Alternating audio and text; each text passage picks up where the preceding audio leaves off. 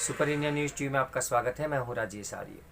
आइए देखते हैं आज का विशेष समाचार। संस्कृत की महत्ता बढ़ाने वाला शोध। ऋषि राज पोपट के इस शोध ने संस्कृत को एक वैज्ञानिक भाषा के रूप में चर्चा के केंद्र में पुनः लाकर खड़ा कर दिया है।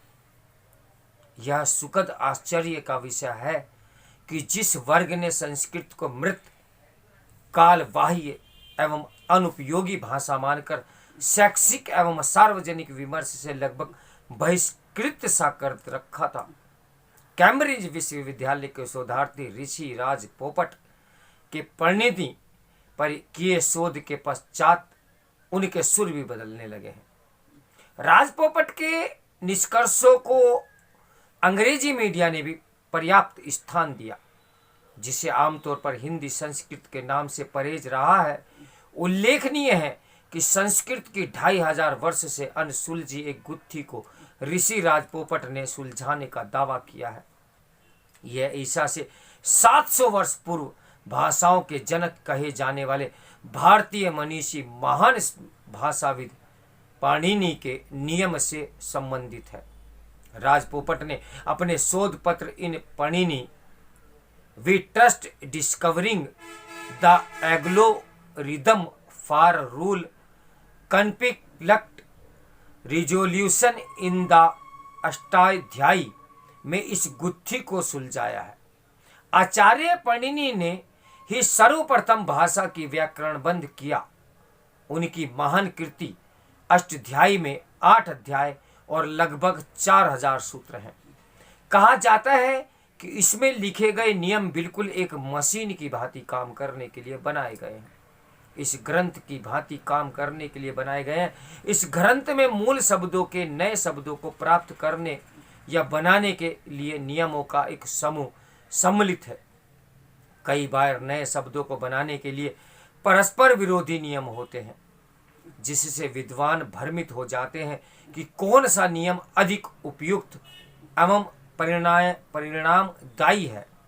इसके समाधान के लिए पाणिनि ने स्वयं एक मेटा नियम लिखा था, जिसकी परंपरागत व्याख्या इस प्रकार की गई कि नियमों के मध्य संघर्ष या विसंगति की स्थिति में व्याकरण क्रम में बाद में आने वाले नियम प्रभावी माने जाएं।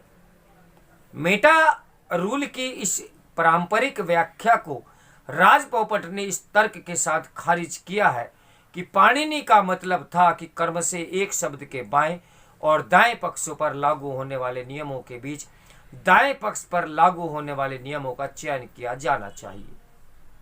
राज पोपट का दावा है कि उनके अन्वेषण से बिना किसी अपवाद के व्याकरणीकरण यानी कि व्याकरणिक रूप से सही शब्दों के निर्माण का मार्ग प्रशस्त होगा और अष्टाध्यायी द्वारा प्रदान किए गए नियमों का अधिक सटीक उपयोग करने में सुविधा होगी। यह खोज संस्कृत के अध्ययन में क्रांतिकारी बदलाव लाएगी तथा कंप्यूटर एवं आर्टिफिशियल इंटेलिजेंस के लिए भी उपयोगी सिद्ध होगी। इससे दुनिया भर में संस्कृत के प्रति रुचि भी बढ़ेगी। अपनी इस गौरवपूर्ण उपलब्धि पर राज पोपट ने कहा कि हे पाणिनि के पास अद्भुत मस्तिष्क था। मानव इतिहास में उनके जैसे मस्तिष्क वाला व्यक्ति होने का दूसरा उदाहरण नहीं मिलता। अष्टाध्यायी की उत्कृष्टता का अनुमान इसी से लगाया जा सकता है कि जर्मन विद्वान मैक्सिमुलर तक को कहना पड़ा कि इस ग्रंथ के समक्ष अंग्रेजी, ग्रीक या लैटिन की संकल्पनाएं नगण्य है। स्मरण रहे कि अष्टाध्यायी मात्र सूत्र व्याकरण ग्रंथ नहीं है। इसमें प्रकारांतर से तत्कालीन भारतीय समाज का पूरा चित्र मिलता है। उस समय के भूगोल, सामाजिक, आर्थिक, शैक्षिक और राजनीतिक जीवन, दार्शनिक चिंतन, खान पान, रहन सहन आदि के प्रसंग वहाँ स्थान स्थान पर चित्रित है। वैसे अभी राज पोपट के निष्कर्षों को संस्कृत विद्वानों की मानक कसौटी पर कसा जाना शेष है। वस्तुतः सनातन संस्कृति एवं शास्त्रोक्त परंपरा में कोई ज्ञान एवं तत्व चिंतन, चर्चा, शास्त्रार्थ प्रयोग एवं व्यवहार को लोकतांत्रिक प्रक्रिया से गुजरकर ही पूर्णता को प्राप्त होता है। परंतु इतना तो तय है कि राज पोपट की उपलब्धि ने विद्वत वर्ग का एक ध्यान आकर्षित किया है कि संस्कृत को एक असीम संभावनाशील रोजगार परक आधुनिक एवं वैज्ञानिक भाषा के रूप में चर्चा के केंद्र में पुनः लाकर खड़ा किया है। पर हमें पहले से ही इससे अवगत होना चाहिए कि संस्कृत साहित्य में समस्त मानव जाति की मौलिक एवं उद्दत अनुभूतियों को स्वर मिला है।